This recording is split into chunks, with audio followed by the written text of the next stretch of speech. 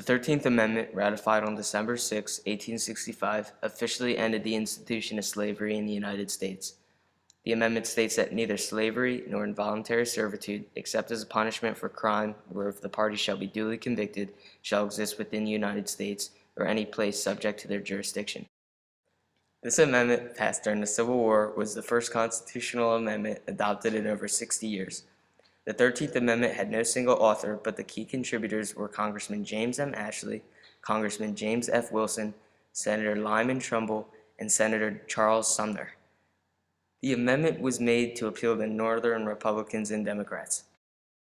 On September 22, 1862, following the Union victory at the Battle of Antietam, President Lincoln passed the Emancipation Proclamation, so that all slaves are free. But since this is only a presidential war measure, it would have no lasting legality beyond the war. Realizing this, Lincoln wanted an amendment ensuring that the ban on slavery would continue after the war was over. Senator Charles Sumner of Massachusetts helped to push for the amendment in the Senate. On April 8, 1864, the Senate passed the 13th Amendment 38-6. On June 15, 1864, the House of Representatives defeated the amendment 93-65 with 23 abstaining, resulting in less than a two-thirds majority. But on January 31, 1865, the House passed the amendment 119-56. And finally, on February 1, 1865, President Lincoln signed the joint resolution submitting the proposed amendment. On the 6th of December, 1865, the 13th Amendment was ratified, making the 13th Amendment officially constitutional.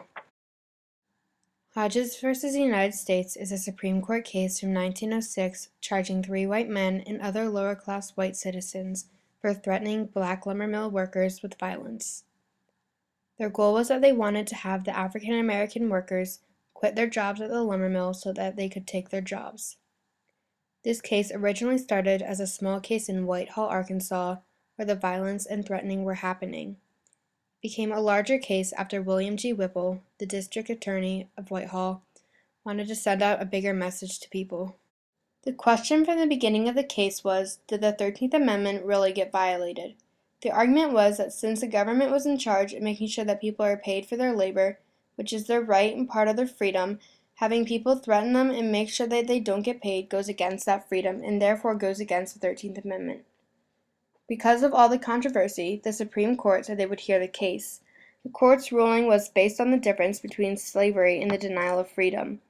The court said that since the black workers had a contract that said they would get paid, they were not in a situation of slavery or involuntary servitude, and so it did not go against the 13th Amendment. We believe the 13th Amendment is crucial to the mission of our country. The United States of America prides itself on offering freedom and equality to all people, and it would be a massive contradiction to proclaim freedom to all, but to have people who are still enslaved without their freedom.